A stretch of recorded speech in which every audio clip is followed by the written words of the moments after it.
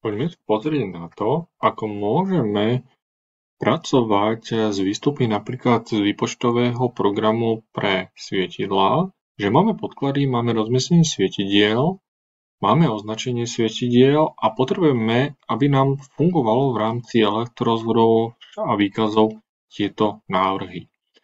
Začneme tým, že máme niekde umiestnenie, čiže podložíme si ten výkres od toho výpočtu a budeme tam zadávať prvky, ktoré máme v rámci knižnice. Tak začnem tým, že ja už tu mám napríklad svietidlo 2, kde už mám rozmery priamo definované podľa toho svietidla a zadáme štandardné parametre, ktoré potrebuje to svietidlo. Začnem tým, že dám napríklad označenie, takže ja vyberiem napríklad to, že tam bude S2, samozrejme platí to isté pravidlo pri zadávaní svietidiel, ako sme si hovorili predtým, dimenziu a parameter, kam bude pripojené to svietidlo.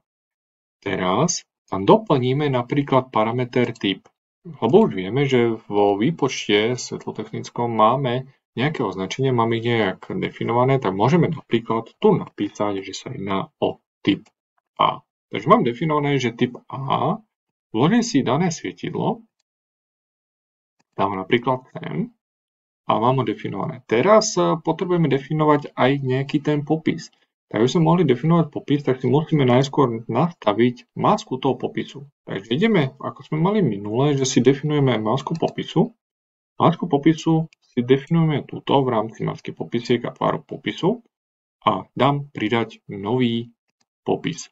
Tento nový popis ja napíšem napríklad, že bude to možno napríklad takto, svietidiel. Je to na vás, akú si dáte masku a jeho názov. A teraz si dáme upraviť a ideme definovať, ako bude vyzerať naša maska. Začnem tým napríklad, že ja si vyberiem, že tam bude na začiatku parameter kam, potom si ja napríklad dám lomítko, aby sa to malo oddelené. Teraz si dám označenie, tam sa definuje označenie OZ a zase si dám nejaké lomítko. Takže môžete ľubovoľne definovať si tú masku, tak máte veľkú výhodu, že môžem si tam dať napríklad teraz, ako sme dali ten parameter typ, samozrejme môžete využiť aj iné možnosti, tak teraz si dám ten typ. Aby som dostal lomítkovať, samozrejme sú tu rôzne možnosti do nového riadku a tak ďalej, to už nechám na vás, ako si to navolíte, potvrdím a znova potvrdím. On sa mi nabehne teraz tvár popisu, ja mám vypnutú masku pozadia, môžete si nastaviť samozrejme ten popis, ako vy chcete, potvrdím a dám popísať ten daný prvok. Ja ho dám napríklad niekde sem hore, aby sme to videli. A teraz vidíme, tak to dám trošku vyššie, že tam mám označenie toho parametru kam, typ a označenie toho svietidla. Teraz, keď sa pozrieme do výkazov a spravíme si napríklad výkaz toho daného prvku, tak tuto uvidíme, že chcem si pridať napríklad nejaký stĺpec, tak dáme si, že upraviť stĺpec a pridať tam ten typ.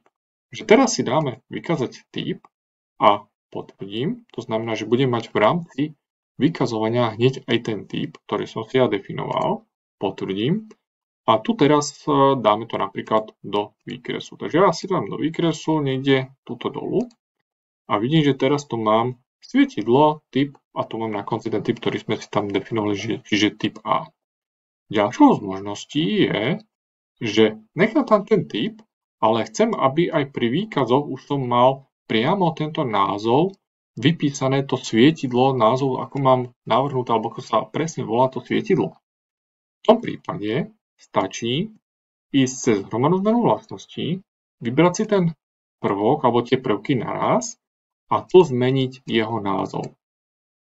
Teraz, keď si dáme napríklad názov, že tam bude svetlo typ, vymyslím si ABC, to bude ako jeho názov, samozrejme dáte tam potom reálne názvy, potvrdím, tak chcem upozorniť iba jednu vec, že keď dáte editáciu makra, že budete upravať ten prvok, tak tu stále bude svietiť tá informácia toho pôvodného názvu.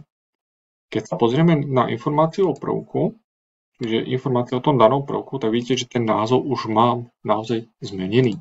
A znova vygenerujem tú istú tabuľku, kde ja to teraz upravím, potvrdím, zase si znova vygenerujem a mám tam ten názov pôvodný. Takže mám to do výkresu, potvrdím a teraz keď to takto dáme pod sebou, tak vidím, že mám ten názov zmenený podľa toho, ako mám ja nastavené v rámci toho výpočtu a mám tu aj ten typ, ktorý je označený vo výkrese. Po prípade by som mohol zmeniť tento typ, aby som to mal trošku inak a lepšie správny ten výkaz.